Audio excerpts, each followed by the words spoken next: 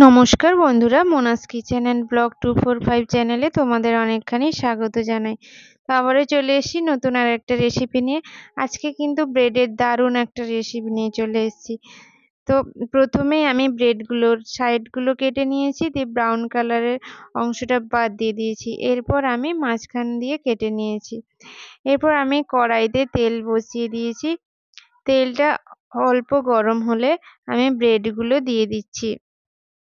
দিয়ে ব্রেডগুলো আমি ভেজে নিচ্ছি। ভেজে নিয়ে আমি ব্রেডগুলোকে তুলে রেখে দিচ্ছি।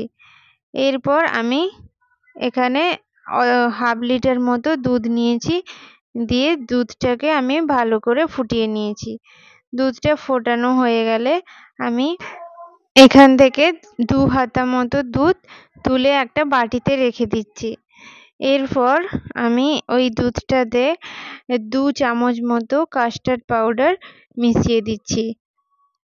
দিয়ে ভালো করে গুলিয়ে নিচ্ছি। কাস্টার্ড পাউডার কিন্তু সঙ্গে সঙ্গে ভালো করে গুলে নিতে হবে, তা না হলে ওটা কিন্তু জমাট বেঁধে যেতে পারে। এরপর আমি গ্যাসে চলে এসেছি। গ্যাসে দুধের মধ্যে কাস্টার্ড পাউডারের মিশ্রণটা দিয়ে দিচ্ছি। দিয়ে ভালো করে নাড়াচাড়া করে নিচ্ছি। এই পর্যায়ে কিন্তু অনবরত নাড়াচাড়া করতে হবে, তা না হলে কিন্তু কাস্টার্ড পাউডার জমে যেতে পারে।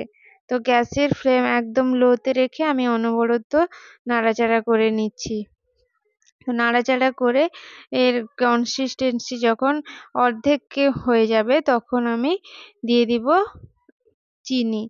তো চিনি আমি এখানে 3 চামচ মতো চিনি দিয়েছি। আপনারা যে যতটা পরিমাণ মিষ্টি খেতে চান সেরকম পরিমাণে বুঝে আপনারা চিনিটা দিতে পারেন। তো এরপর আমি গ্যাসটাকে অফ করে দিচ্ছি।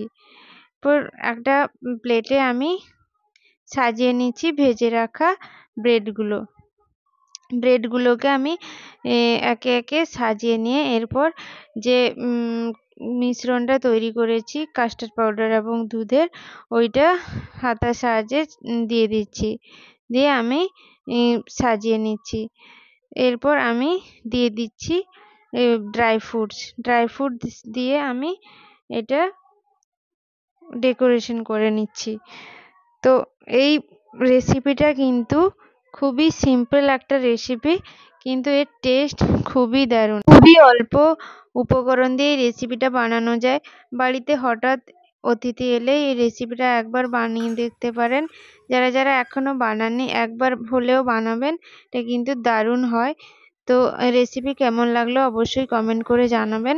ভালো লাগলে লাইক করবেন, শেয়ার করবেন এবং চ্যানেলটি যদি সাবস্ক্রাইব না করে থাকেন অবশ্যই সাবস্ক্রাইব করে দিবেন। তো ভালো থাকবেন, সুস্থ থাকবেন। আবারও দেখা হবে নতুন কোনো রেসিপির সাথে। Thanks for watching. বাই।